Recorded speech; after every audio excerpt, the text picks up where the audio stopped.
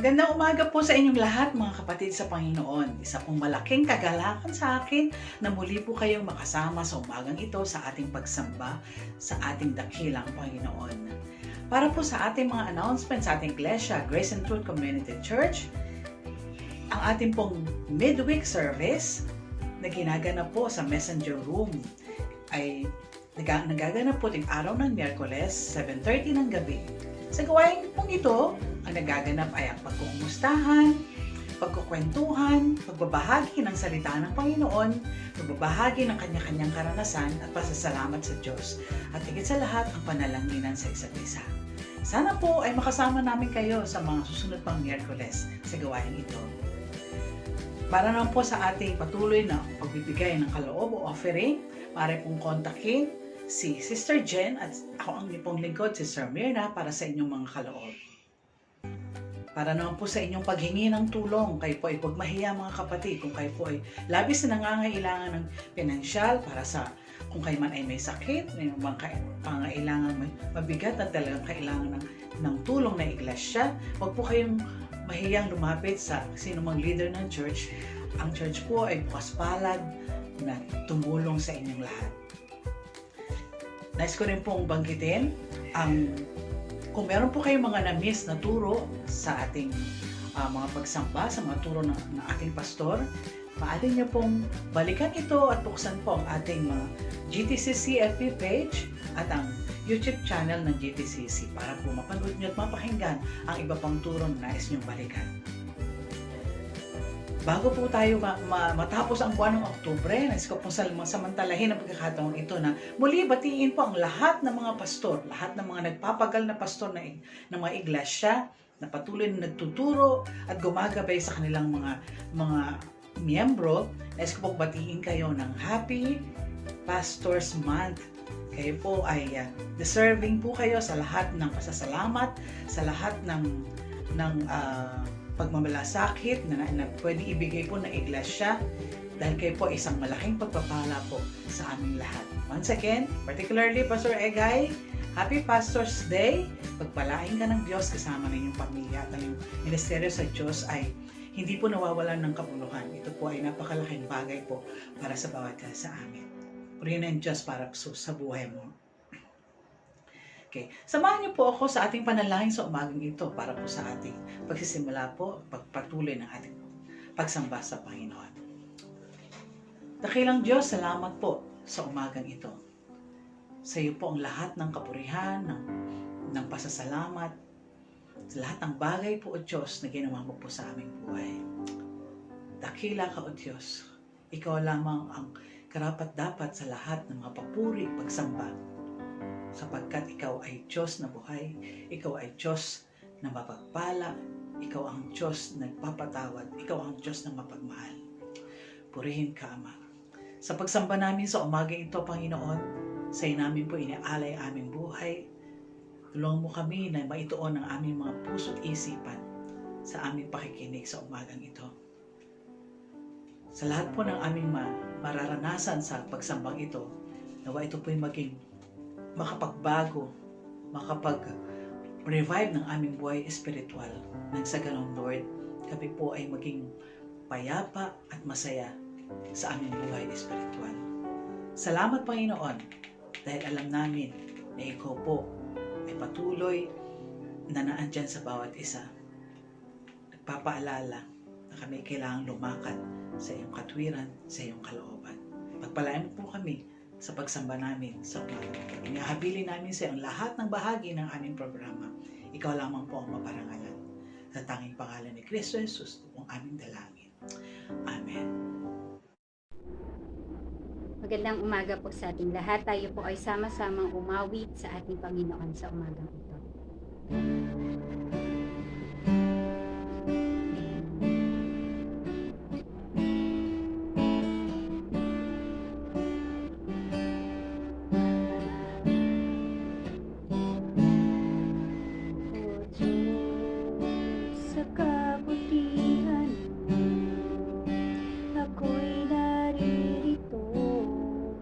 Upang magpuri sa iyo.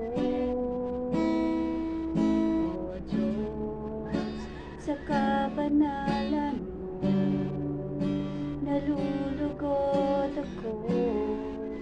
Buhay ay iaalay ko.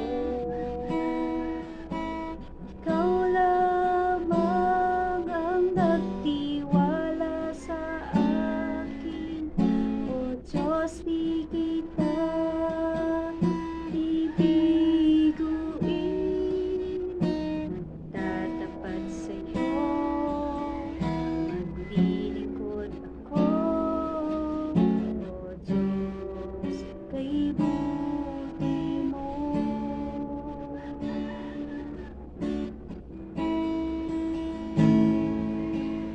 O Diyos, sa kabutihan mo, ako'y naririto upang magpuri sa iyo.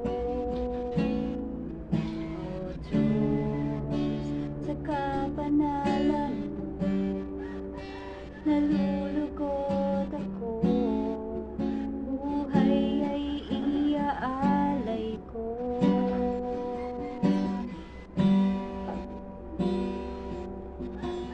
Ikaw lamang ang nagtiwala sa akin, O Diyos, di kita bibiguin. Tatapat sa'yo, maglilingkod ako, O Diyos, kay buti mo. Ikaw lamang ang nagtiwala sa akin, O Diyos, di kita bibiguin. Tatapat sa'yo, maglilingkod ako, O Diyos, kay buti mo.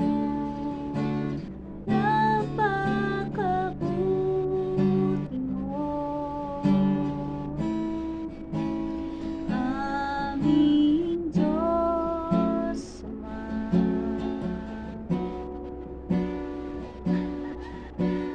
Iyong likha, luluwalhatiin ka.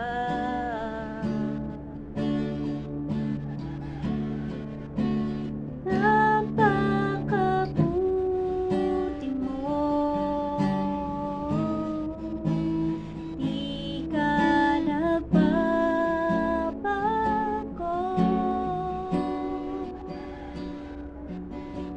Noon, ngayon, kailan pa man, sa buhay ko'y tapat.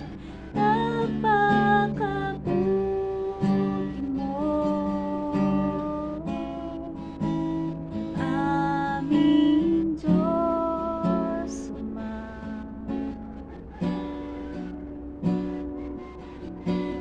Iyong likha, luluwalhatiin ka.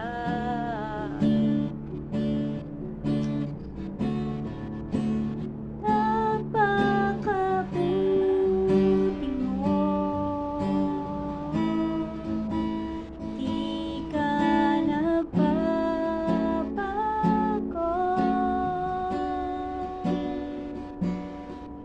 Noon, ngayon, kailan pa man, sa buhay ko'y tapat.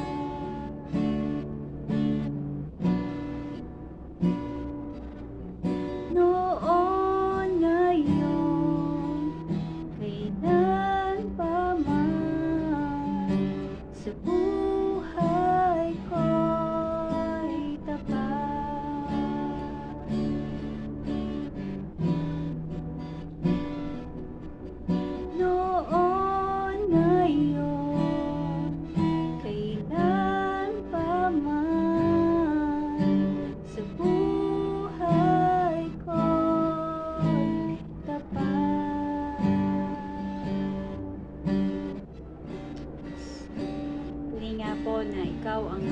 mabuti, Ikaw ang Diyos na tapat, Ikaw ang Diyos ng pag-ibig, Ikaw ang Diyos na karapat-dapat na bigyan ng papuri at pasalamat. Sa iyo po ang pinakamataas sa papuri at pasalamat aming Diyos.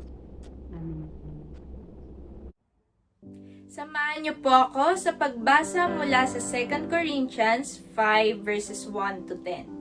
2 Corinthians 5 verses 1 to 10. Alam natin na ang ating katawang panlupa ay parang bahay na ating tinutuluyan habang nasa mundo pa tayo at ito'y masisira. Ngunit alam din natin na may inihandang katawang panlangit ang Diyos para sa ating na hindi mamamatay kailanman. Ang katawang ito ay ginawa ng Diyos at hindi ng tao. Dumaraing tayo sa ngayon dahil pinananabigan nating may suot na ang katawang panlangit. At kapag nangyari ito, hindi matatagpo ang hubad ang ating kaluluwa. Habang nandito pa tayo sa ating katawan, dumadaing tayo dahil sa mga paghihirap.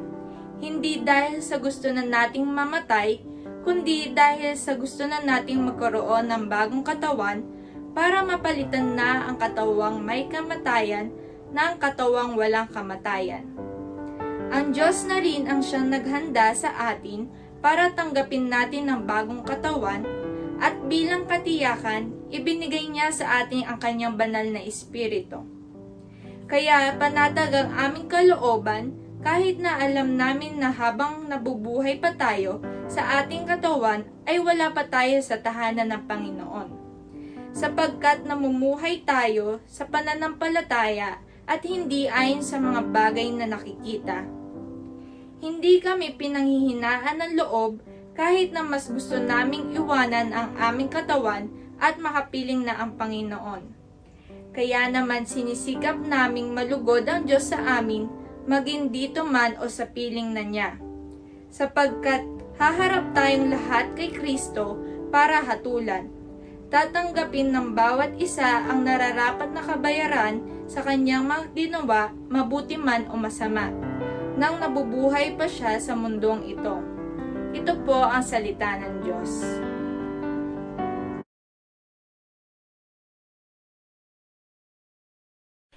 Good morning sa inyong lahat at welcome po sa GTCC All Saints Day Special Online Church Service ngayong Sunday, October 31. At ngayong umaga ay tatalakayin natin ng isang paksa na may kinalaman sa pagdiriwang ng mga Pilipino bukas sa yung tinatawag na Araw ng mga Patay o Undas. Pero ang talagang celebration ay All Saints Day, no?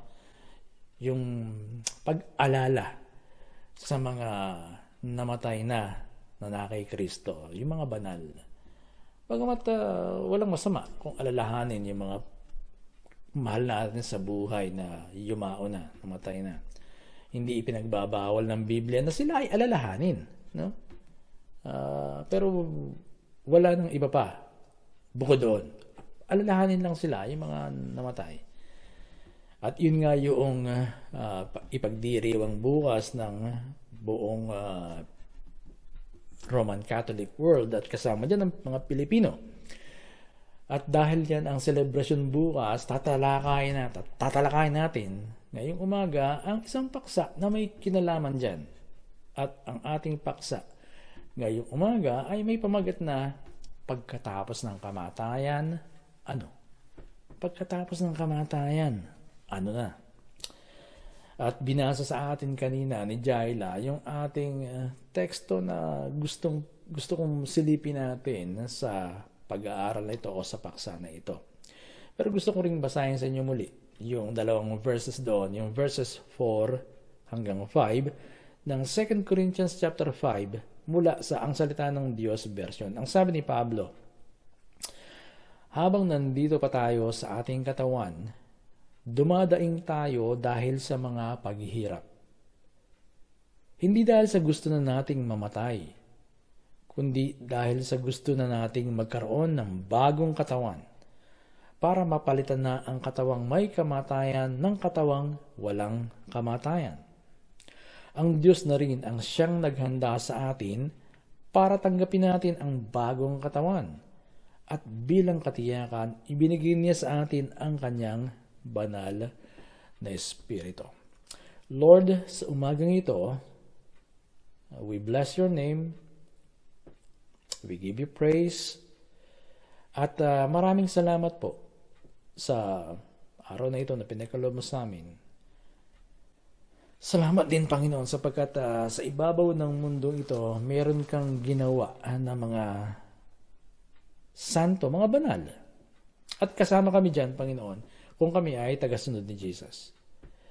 Lord, tulungan mo kami na magkaroon ng puso na panindigan at ipamuhay ang isang magandang pribilehyo ito na pinagkaloob sa amin na kami ay tawaging mga banal. At yan nga ang tawag ng Biblia sa amin. Yan nga ang tawag ng salita ng Diyos sa mga sumampalataya kay Kristo at sumusunod kay Kristo. Hubugin mo ang aming mga puso sa ganong direksyon na tumulad pa kay Kristo. Pagpalain po ninyo ang aming pag-aaral. Turuan niyo kami ng mga bagay na nais ninyong matutunan namin ngayong umaga para sa inyong kalawalatian sa pangalan ni Jesus. Amen.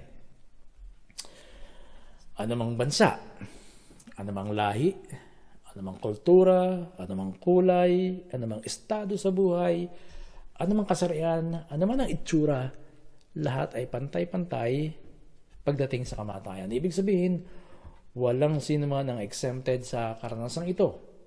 Maliban na lamang kung kayo ay narito pa sa ibabaw ng lupa at nabubuhay pa sa muling pagbabalik ni Kristo dito sa lupa. Hindi kayo daranas ng kamatayan. But in general, all of us will experience death at one point in our life. No? Sa isang banda ng ating buhay, tayo ay papanaw. Ang kamatayan ay kinatatakutan ng marami, pero hinihintay ng ilan. Ang kamatayan ay gustong awatin ng marami, pero pinadadali naman ng ilan, yung mga nagsusuicide.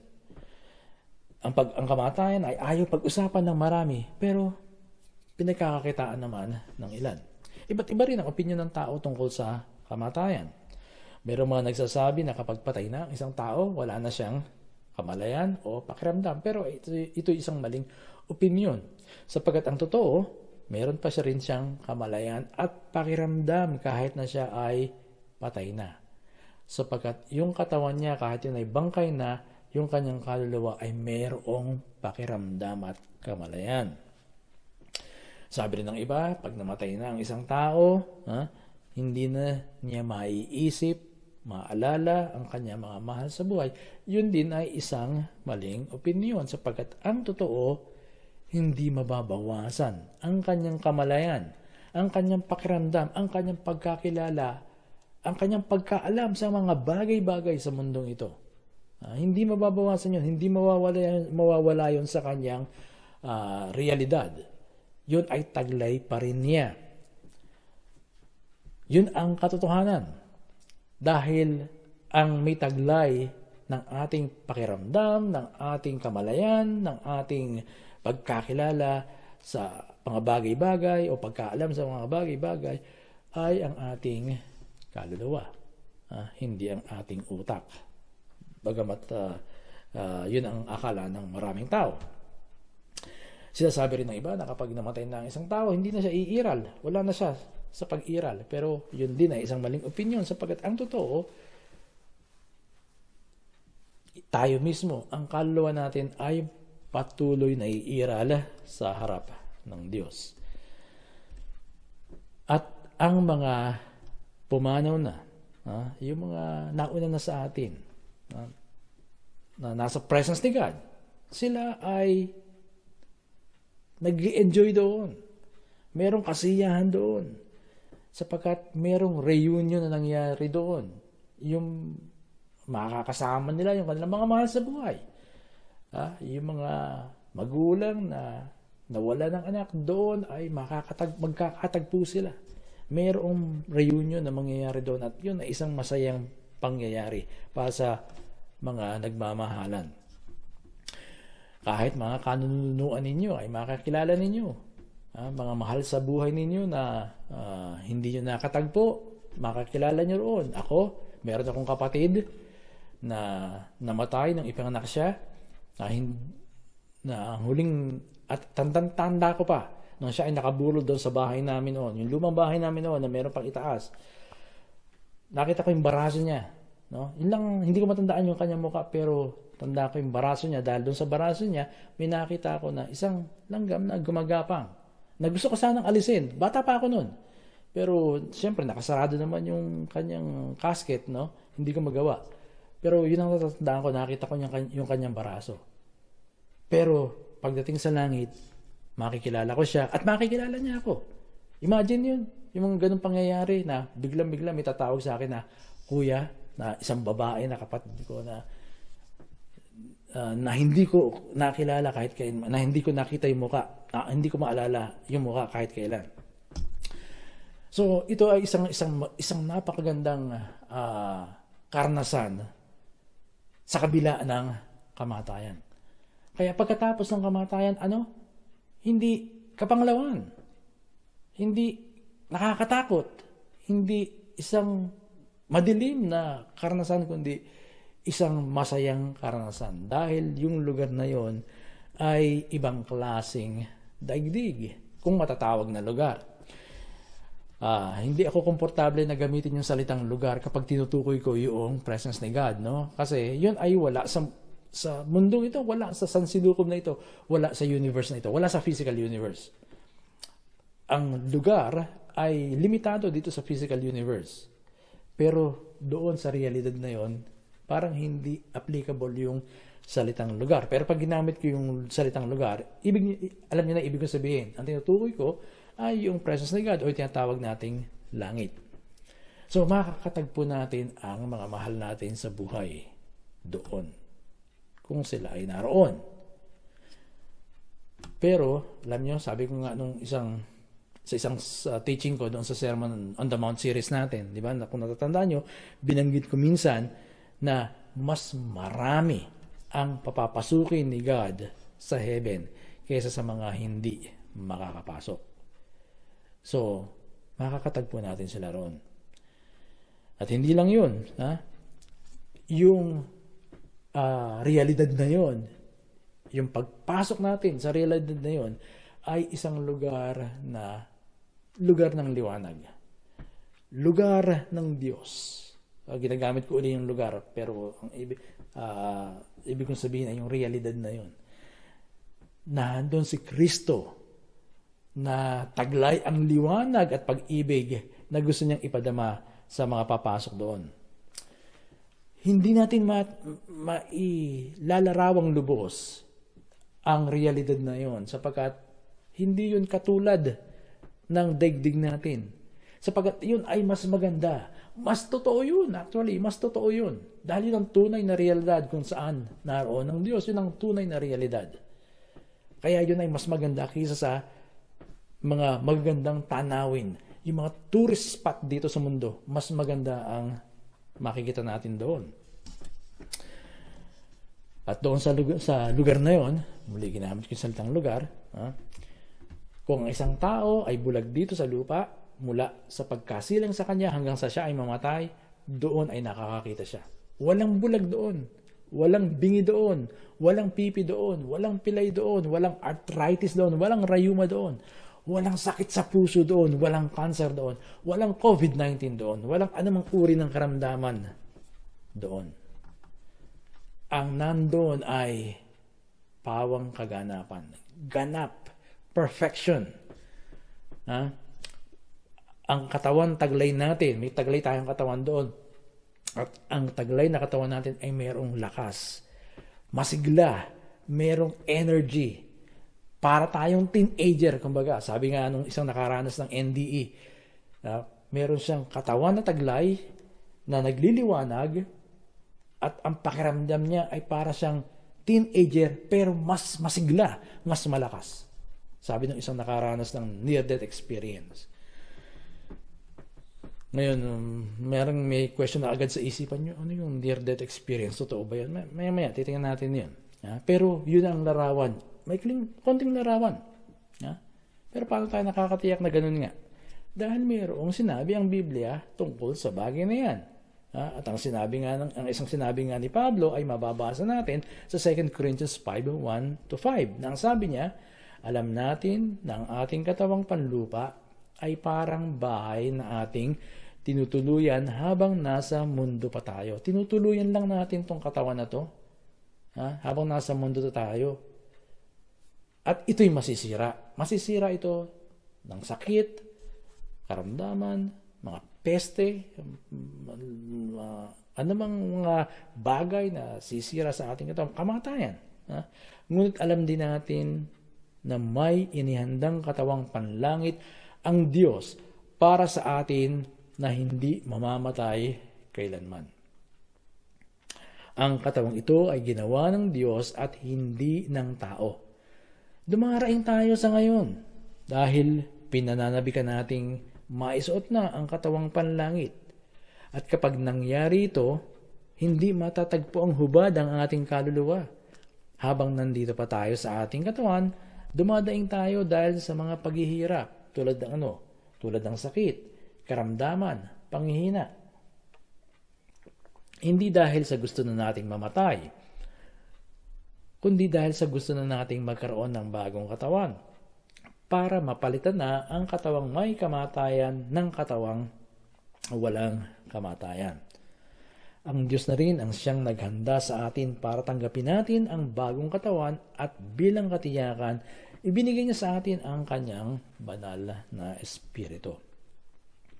Ang tinutukoy ni Pablo sa 2 Corinthians 5:1-5 ay katawang panlangit. Naniniwala ako na hindi ito ang resurrection body na binanggit ni Pablo sa 1 Corinthians chapter 15. Magkakaroon tayo ng resurrection body kapag nangyari na ang muling pagkabuhay sa araw na si Kristo ay bumalik na dito sa lupa. Doon tayo bibigyan ng resurrection body. Ngayon, bakit hindi resurrection body yung tinutukoy ni Pablo dito sa 2 Corinthians 5? Mayroong dalawang dahilan na babanggitin ko. Una, dahil ang resurrection body ay kaugnay sa muling pagparito ni Kristo sa lupa. Hindi tayo magkakaroon ng resurrection body hanggat hindi dumadating si Kristo sa lupa. Hindi bumabalik si Kristo sa lupa. So kaugnay yun doon sa yung resurrection body ay kaugnay sa kanyang pagbalik dito sa lupa. Samantalang ang katawang panlangit na tinukoy ni Pablo dito sa 2 Corinthians ay kaugnay sa pagtungo ng isang Kristiyano sa presensya ni God sa oras ng kanyang kamatayan dito sa lupa. Pag namatay ang isang Kristiyano, ang isang tao dito sa ibabaw ng lupa, ang kanyang kaluluwa ay aakyat sa langit at magkakaroon siya ng katawang panlangit. Yun ang binanggit ni Pablo dito sa 2 Corinthians chapter 5. So, yun ang unang dahilan. Kaugnay ng resurrection body ay yung muling pagparito ni Kristo. Ang kaugnay ng katawang panlangit na binanggit ni Pablo sa 2 Corinthians 5 ay yung kamatayan ng isang tao at yung kanyang kaluluwa ay umakyat sa langit. Pangalawang dahilan, ang resurrection body ay tataglay natin sa bagong lupa. Pagdating ng bagong langit at bagong lupa, doon natin tataglayin yun. Hindi sa langit. Doon natin tataglayin sa bagong langit at bagong lupa. Na kung saan, sa bagong lupa, doon tayo maninirahan forever and ever. Ayon sa Revelation 21. So, magkaiba yung dalawa na yun, yung resurrection body at saka yung katawang panlangit na sinasabi ni Pablo dito sa 2 Corinthians 5. At itong katawang panlangit na to ang siyang magtatakip sa ating kaluluwa. Kaya nga doon sa NLT, sa New Living Translation, ng verse 3, ang sabi, we will not be spirits without bodies. We will not be spirits without bodies. O doon sa ang salita ng Diyos, Tagalog version, hindi matatagpo ang hubad ang ating kaluluwa. May pantakip sa ating kaluluwa. Mayroong katawang panlangit na itatakip o isusuot ang ating kaluluwa. Sa makatwid, sa presence ni God, o doon sa tinatawag nating langit, lahat ng nandoon ay mayroong taglay na katawang panlangit. At kapag dumating na yung muling pagparito ni Jesus sa ibabaw ng lupa, lahat ng patay ay bubuhayin at ang mga Kristiyano ay magkakaroon ng resurrected body o resurrection body na binanggit ni Pablo doon sa 1 Corinthians chapter 15. Na tila baga isang uri din ng makalangit na katawan pero akma o angkop sa bagong langit at bagong lupa. Isa lang yan sa mga magaganap sa ating buhay pagkatapos ng kamatayan. At totoong sapat na ang sinasabi ng Biblia, no, tungkol sa buhay pagkatapos ng kamatayan dito sa lupa. Yung mga talatang binanggit ko tulad ng 2 Corinthians 5 verses 1 to 10, Philippians 1:23, 1 Corinthians 15, isama pa natin yung Revelation chapters 21 at saka 22. Sapat na ang mga yun. At meron pang iba. Marami pang mga talata. Maging sa Old Testament meron. Sapat na yun para magkaroon tayo ng idea kung ano ang buhay pagkatapos ng kamatayan. Pero, kahit sapat na ang Biblia, at alam natin yun, gusto kong ilahad sa inyo na binigyan din tayo ni God ng tila baga isang bintana, maliit na bintana, para masilip natin kung ano ang mangyayari pagkatapos ng kamatayan. At ang bintanang ito na sinasabi ko, tinutukoy ko, ay ang tinatawag na near-death experience o NDE. Near-death experience o NDE. Ang NDE o near-death experience ay isang karanasan na kung saan ang isang tao ay idineklarang clinically dead o talagang patay na pero muling nagkamalay. At sa pagitan ng kanyang pagiging patay o totoong patay at pagkakaroon muli ng malay, sa pagitan nun, kanyang naranasan ang buhay sa kabila ng kamatayan. Ngayon, alam kong maraming Kristiyano ang hindi naniniwala sa near-death experience o NDE. At ang kanilang dahilan ay ito. Walang sinasabi ang Biblia tungkol dyan. Period. Pero hindi porke walang sinabi ang Biblia tungkol sa NDE, hindi na ito totoo. Tandaan yun. Hindi porke walang sinabi ang Biblia tungkol sa NDE, hindi na ito totoo. Sa katunayan, maraming totoo na hindi natin mababasa sa Biblia. Huwag niyo na akong hamunin na magbigay dahil maraming totoo dito sa paligid natin. Totoo na hindi natin mababasa sa Biblia. Kaya hindi porke hindi nakasulat sa Biblia, hindi totoo. Merong totoo na hindi natin makikita sa Biblia. At sa katunayan, merong mga respetadong Bible teachers na naniniwala na ang karanasan ni Pablo doon sa 2 Corinthians chapter 12 verses 1 to 9 ay isang klase ng NDE. Halimbawa niya, narinig ko minsan si Dr. J. Vernon McGee ng Through the Bible Radio, binanggit niya na yung pagkamatay ni Pablo, nang binato si Pablo sa kanyang sa chapter sa Acts, no? Meron isang pangyayari doon na binato si Pablo hanggang sa siya ay tilabagan na namatay na, nawala ng malay. Sinasabi ni Dr. J. Vernon McGee na yun yung time na kung saan si Pablo ay naranasan niya yung 2 Corinthians chapter 12, 1 to 9 na nakarating siya sa ikatlong langit doon sa paraiso. Kung tama man ang interpretation kung tama man o mali ang interpretation ni Dr. McGee, hindi yun ang issue rin. Sapagkat, sabi ko nga, kahit na hindi binanggit sa Biblia ang NDE, hindi natin pwedeng sabihin hindi ito totoo. Maging si R.C. Sproul, na isang kilala at respetadong Reformed theologian, na may mataas na pananaw at napakatatag na pagtingin sa Biblia, ay nagsabi ng ganito. Tatagalogin ko sa inyo. Sabi ni R.C. Sproul, sinisikap kong maging bukas ang aking isipan ukol sa bagay na ito, doon sa NDE. no, sa near-death experience. At umaasa ako na ang nakakapukaw isip na kababalagang ito ay makikinabang mula sa higit pang pagsasaliksik, pag-aanalisa at pagsusuri. Lubhang napakarami sa mga karanasang ito ang naiulat na para baliwalain natin at sabihin nating ang mga ito ay katang isip o pandaraya lamang. Ngayon, tama lang na maging bukas ang isip natin ukol sa bagay na ito, no? Sa paksang ito ng near-death experience. Sa katunayan, simula nang umpisahan ni Dr. Raymond Moody ang pag-aaral tungkol sa karanasang ito noong 1970s, no? Marami na ngayong mga pag-aaral ang ginagawa tungkol sa karanasang ito. Ayon sa aklat ng Handbook of Near-Death Experiences, meron ng 55 research teams. 55 mga research teams. Mga grupo na nagsasaliksik, nag-aaral tungkol sa karanasang ito. At sa mga grupo na yan, sa mga research teams na yan, no, meron dyan mga cardiologists, psychologists, psychiatrists, neurosurgeon, may mga iba pang mga doktor at iba't pang mga scientists ang kasama sa mga nagre-research tungkol sa NDE.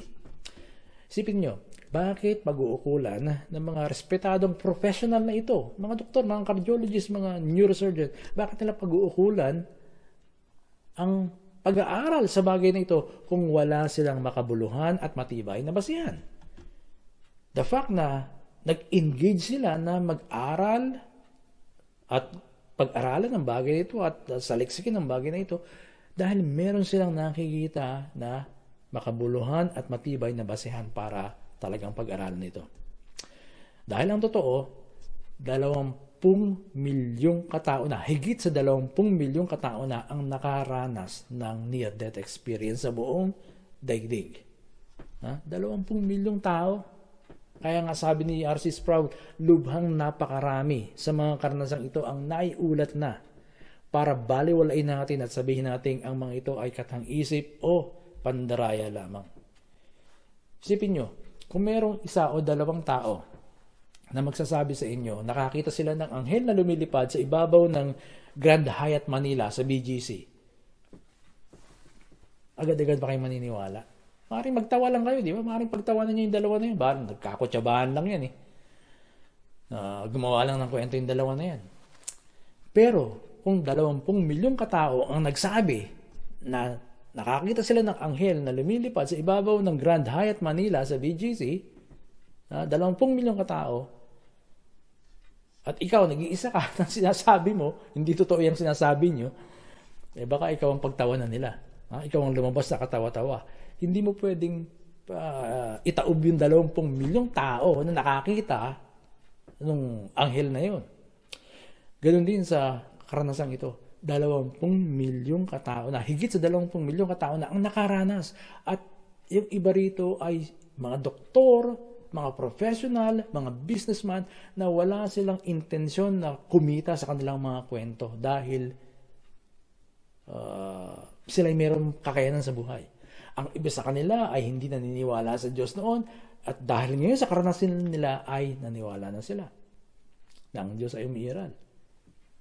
Itong si Dr. Raymond Moody, dati siyang hindi naniniwala sa Diyos, pero dahil sa kwento ni Dr. George Ritchie, si Dr. George Ritchie ang kauna-unahang naitalang tao na mayroong karanasan ng NDE sa ating panahon. Siya yung first na na-interview tungkol sa bagay na ito sa ating panahon noong 1975 o 1970s sa pamamagitan ni Dr. Raymond Moody. Kinuwento niya kay Dr. Moody yung kanyang karanasan at sinabi niya na talagang siya'y namatay at pumunta siya sa langit. Pero bago siya pumunta sa langit, sinabi niya na yung kanyang kaluluwa ay umalis sa kanyang katawan at nakikita niya yung mga tao naroon. At alam niya yung kanyang katawan na yun siya yun. Nasabi niya, bumangon na ako, bakit nahandong pa ako? Sa isip niya. At meron siyang tinatanong ng mga tao pero hindi siya naririnig. At pagkatapos ay dinala siya ng isang liwanag patungo sa langit. At ito ang sabi niya, sabi ni Dr.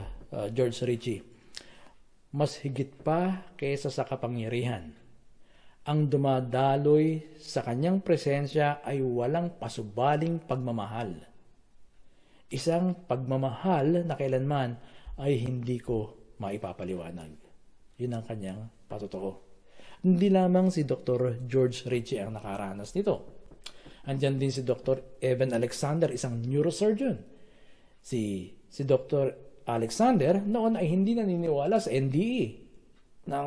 Dahil siya ay isang neurosurgeon, nag-aaral siya tungkol sa brain, sa utak ng tao. Iniisip niya na ito is hallucination lamang, o ito ay isang pangitain lamang na panaginip, no? Pero siya mismo ay nakaranas nang siya ay mamatay at ang kanyang kaluluwa ay humiwalay sa kanyang katawan at nakita niya rin, siya ay nasa kesame, nakita niya yung mga nangyayari at pagkatapos ay dinala rin siya sa presensya ni Christ. Sa presensya ni Christ, mayroong isang babae na may pakpak na lumapit sa kanya at nagpakilala na siya ang kanyang kapatid sa dugo.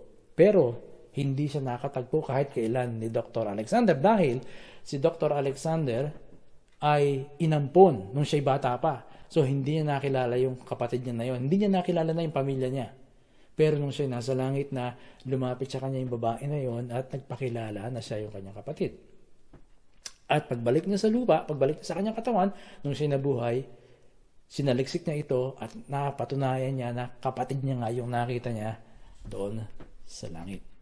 Hindi lamang si Dr. Evan Alexander ang nakaranas, na handyan din si Dr. Mary Neal, si Dr. Mike McDonough, si Randy Kay, isang businessman, at si Colton Burpo na 4 years old.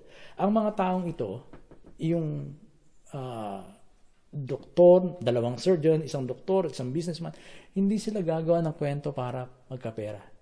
Dahil ang mga ito ay nakakilala kay Kristo.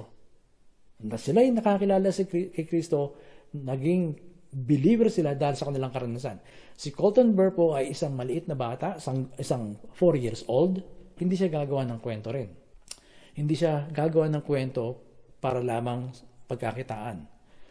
Si Colton Burpo, nakatagpo niya rin ang kanyang lolo doon na namangha yung kanyang tatay nung siya'y bumalik na sa lupa. Namangha yung tatay niya na paano niyang nakilala yung lolo niya. Samantalang yung lolo ni Colton Burpo ay namatay 20 years before isilang si Colton Burpo. Ngayon, yung mga karanasang ito ay kamangha-mangha. Pero ganun pa man, marami pa rin ang hindi maniniwala at hindi ko sila masisisi. But ako ay believer ng karanasang ito. Naniniwala ako na meron talagang pangyayaring ganito.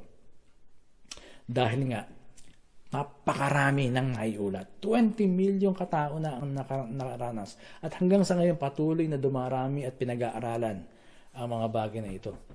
At kung ibubuod natin ang mga kwento ng mga taong nakaranas ng near-death experience, no? Kung ibubuod natin yung kanilang kwento, meron tayong makikita na ilang bagay na dapat nating pag-isipan. Una, humiwalay sila sa kanilang katawan at nakikita nila ang kanilang katawan mula sa kisame kung ano ang ginagawa ng mga tao sa ibaba. Yun ang isang patotoo nila. Pangalawa, alam nila ang nangyayari sa kanila sa kabila na sila ay idineklara ng patay at mas maigting ang kanilang pakiramdam at kamalayan. Ang iba sa kanila, sa kabila nang sila ay patay na, nung sila ay bumalik sa kanilang katawan, ikinuwento nila sa mga doktor kung ano ang ginawa ng doktor at kung ilang tao ang nasa operating room. Na hindi nila pwedeng malaman dahil patay na nga sila eh. Pero nung sila ay bumalik na sa kanilang katawan, sinabi nila na ganito ang ginagawa niyo sa akin, sa katawan ko, at kung ilan kayo at kung sino yung nandito. Merong isang tao, nung siya ay patay na, no? Bangkay na siya, kinuha yung kanyang denture, yung kanyang pustiso at itinago sa isang drawer. Pero nakikita siya, nasa kesame siya, yung kaluluwa niya, nasa kesame at nakikita niya yung ginagawa ng nurse sa kanyang katawan. Kaya pagkatapos nung siya pumunta sa langit at bumalik na siya sa lupa, sa kanyang katawan, nagkamalay na siya, sinabi niya doon sa nurse, doon mo inilagay yung aking pustiso. At nagulat yung nurse na bakit niya nalaman yon, samantalang yung oras na inilagay ng nurse, yung pustiso niya sa drawer na yon, patay na siya. So yung mga ganung bagay. Alam na alam nila ang nangyayari sa kanila sa kabila na sila ay diniklara ng patay. Pangatlo, nakakita sila ng napakaliwanag na persona. At ang liwanag na yon ay may taglay na pagmamahal. Pagmamahal na talagang totoo, tunay na pagmamahal ang naramdaman nila. Pang-apat, ang lugar na kanilang nakita ay napakaganda. Mga bulaklak na iba't ibang kulay, napakalinis at berdeng-berde na damuhan na ang mga damong ito ay naglalabas, nag-iimit ng liwanag. Panlima, nakatagpo nila ang kanilang mga kamag-anak na namatay na tulad ni Eben Alexander at ni Corton Bolpo. Pang-anim, nakadama sila ng napakatinding kapayapaan habang nasa piling ni Jesus. Pang-pito, nadama nila ang isang uri ng kakaibang pag-ibig mula sa mga mata ni Jesus at sa presensya ni Jesus. Sabi ng isa, sa tingin pa lang ni Jesus talagang madadama na yung pagmamahal. Mata pa lang ni Jesus daw punong-puno na ng pagmamahal. At pangwalo, nagdulot ng pagbabago sa kanilang buhay o pananaw sa buhay ang karanasang ito. Yan ang mga patotoo nila. Yung ilang mga tao na na-interview tungkol sa NDE. Yung 20 million na nakaranas yan, hindi lahat na interview. Sa isang aklat na Imagine Heaven, na sinulat ni John Burke, pinili niya lang yung mga tao, in-interview niya yung mga doktor, yung mga professional na walang pwedeng maging intensyon para gumawa ng kwento. Katulad halimbawa ng isang Singaporean na si Hazelin. Sabi niya, nung siya mapunta sa langit, nang makita ko ang liwanag na yun, nadama ko na merong isang nagmamahal sa akin. Hindi ko alam kung sino. Masyado akong napamangha ng liwanag na yun. At habang ako ay naroon, nadama ko ang pag-ibig na hindi ko pa nadama kahit kailan. So yung mga karanasan na yan, ng mga taong ito, ay nagsisilbing isang bintana para masilip natin kahit kaunti kung ano ang larawan ng buhay pagkatapos ng kamatayan dito sa lupa. Isang maliit na bintana para masilip natin. Magkaroon tayo ng konting sulyap sa kung ano ang mangyayari pagkatapos ng kamatayan dito sa lupa. Ngayon, dahil maikli lang yung kanilang pagbisita sa langit, sa punto de vista natin maikli lang kasi yung iba sa kanila namatay ng 9 iba, may isang namatay ng 9 minutes lang. Yung isa naman ay 30 minutes. No? So sa atin ay maikli lang yun. Pero sabi nila, nung nandun sila, parang napakahaba, napakatagal nilang naroon. So wala kasing oras dun eh. Dito lang natin ginagamit yung oras pero doon wala, iba yung oras doon, iba yung takbo ng oras doon kung may oras man doon. At dahil napakaigsi sa punto de vista natin, maaaring sabihin natin hindi kompleto ang talagang magaganap. Dahil ang tanong, nasaan yung paghahatol? Hahatulan ba tayo ni God doon sa langit? Well, ang sabi ni Pablo sa verse 9 ng ating binasa kanina, verses 9 and 10, kaya naman, ang pinakananais namin ay maging kalugod-lugod sa Kanya.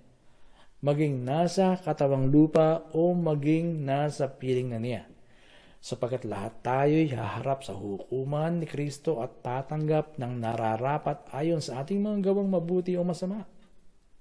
Sapagkat lahat tayo'y haharap sa hukuman ni Kristo at tatanggap ng nararapat ayon sa ating mga gawang mabuti o masama, nang tayo'y nabubuhay pa sa katawang ito.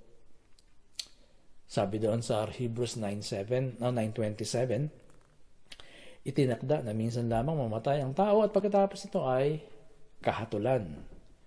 Kung susundan natin ang sinasabi ni Pablo dito sa 2 Corinthians chapter 5, makikita natin na kapag nasa piling na tayo ni Kristo, Haharap tayo sa Kanya para tayo ay tumanggap ng mga nararapat na kabayaran para sa ating mga ginawang masama at mabuti. 22.2% ng mga nakaranas ng NDE, sabi nila, yung 22% na yon, merong life review. Ipinakita sa kanila ni Jesus yung kanilang buhay mula pagkabata, yung kanilang mga ginawa, hanggang sa sila ay umakyat doon sa langit, hanggang sa bumisita sila sa langit, ipinakita raw ni Jesus sa kanila. Yung mga ginawa nila, masama at mabuti. Alam niyo, sabi ni Pablo sa Romans 14:12, kaya't bawat isa sa atin ay magbibigay sulit sa Diyos. Marahil ganun ang paraan ng pagbibigay sulit pag tayo naroon na. Kasi kung hindi tayo ang mag-uulat hindi tayo magsasabi. Dahil kapag tayo ang magsasabi, maaaring may makalimutan tayo. Pero pag ipinakita sa atin ni Jesus mula sa ating pagkabata hanggang sa panahon na yun, hanggang sa ating kamatayan, kung ano yung ginawa natin, tayo buhay pa sa lupa, wala tayong maitatanggi roon. Hindi natin maitatanggi yun. Meron tayong mga ginawang masama na talagang karumal-dumal, no? Pero meron tayong mga ginawang masama na hindi naman karumal-dumal pero walang kwenta. At yung salitang masama doon sa 2 Corinthians 5:10, no?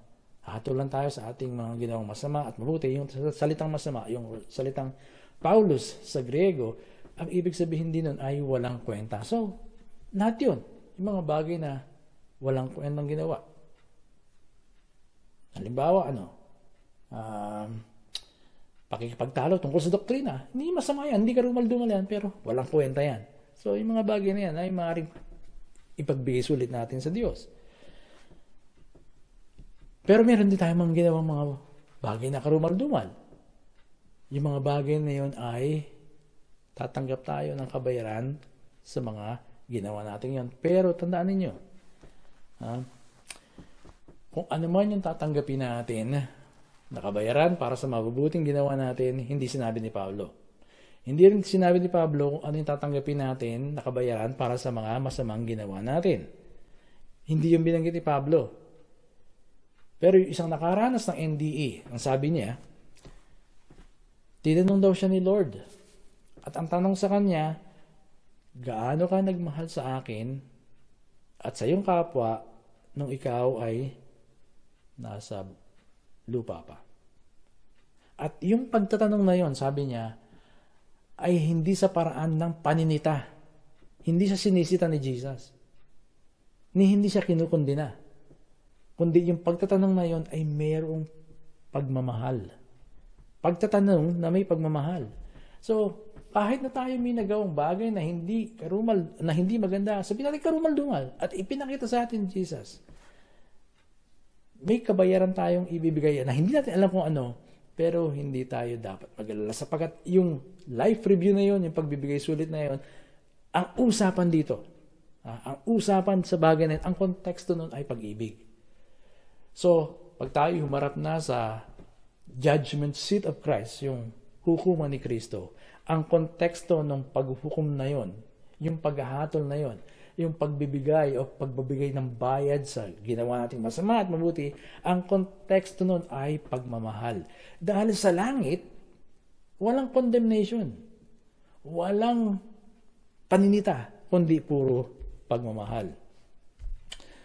Maaaring may magtanong sa inyo, Pastor, akala ko ba kinalimutan na ni God lahat ng kasalanan ko nung ako'y sumampalataya kay Jesus? Totoo yun. Dito sa lupa, lahat ng kasalanan mo kinalimutan ni God. Kaya nga ikaw ay nakakalapit na kay God. Ngayon, ikaw ay mayroon relationship kay God dahil kinalimutan niya na ang iyong kasalanan.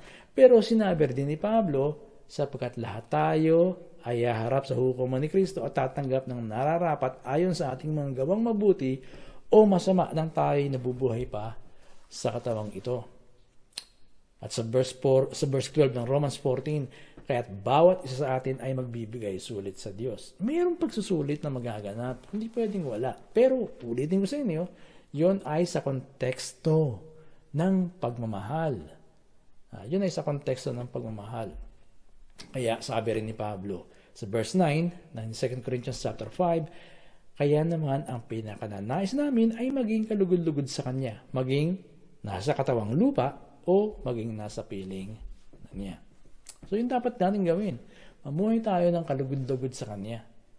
So, pagkatapos ng kamatayan, kung tayo ay merong pananalig kay Jesus, ang naghihintay sa atin sa likod ng kamatayan na isang napakagandang spiritual na daigdig, na parang physical na daigdig pero kakaiba. Isang realidad na napakaganda. Hindi ito lugar dahil sabi ko ang lugar ay limitado sa ating universe. Ito ay isang realidad. Isang realidad na puno ng liwanag. Isang realidad na makulay na paligid. Isang realidad na merong napakagandang paligid at hardin, naggagandahang bulaklak at halaman. Isang realidad na ang taglay natin doon ay katawan na merong ibayong kalakasan at sigla. Puno ng kasiyahan, puspos ng pag-iibigan. Isang realidad na kung saan ay makakatagpo natin ang mga mahal natin sa buhay o kamag-anak na nauna na roon. Sila ngayon ay nandun na, nagsasaya at nag-i-enjoy doon. Imagine, doon makikita ko ang kapatid ko na ipinanganak na hindi namin nakita ang muka. Makikita namin siya doon. Makikita niya ako doon. At tatawagin niya akong kuya. Napakasaya ng bagay ng araw na yun. Yun ay isang emotional at talagang merong kagalakan na makakatagpo mo yung kapatid mo na hindi mo nakita. Napakatagal na. Halos ilang taon na. Mahigit 40 na yata. Nung siya isilang, 40 years. Pero pagdating doon, magiging realidad ang lahat. Higit lalo sa lahat, syempre, makakasama natin si Jesus. Nahandun si Jesus. Puno ng pag-ibig. Nagmamahal sa atin. Naaakayin tayo, sasamahan tayo sa mga lugar na ipakikita niya sa atin sa mga bagay-bagay na nandoon. Na marahil ang iba doon o karamihan doon ay hindi natin pa nakikita sa mundong ito. Kaya minsan, pag nagdi-describe yung mga nakaranas ng NDE, sinasabi nila na meron silang nakita na mga kabayo na merong pakpak. Parang nata-turn up yung ibang Kristyano kasi kabayo, may pakpak. Dahil dito, wala tayo nun eh. No? O kaya mga tao na may pakpak, dito wala nun eh. Kaya parang nata-turn up tayo kapag narinig natin yung ganun. Hindi totoo yan. Tao may pakpak. Pero alalahanin natin, iba yun. Hindi yun katulad nito. Mas yun ang mas realidad. Baka kapag ganun ang ating mentalidad, baka pag nakaharap natin si Kristo, hindi rin tayo maniwala dahil ibang-iba si Kristo, may liwanag na liwanag si Kristo.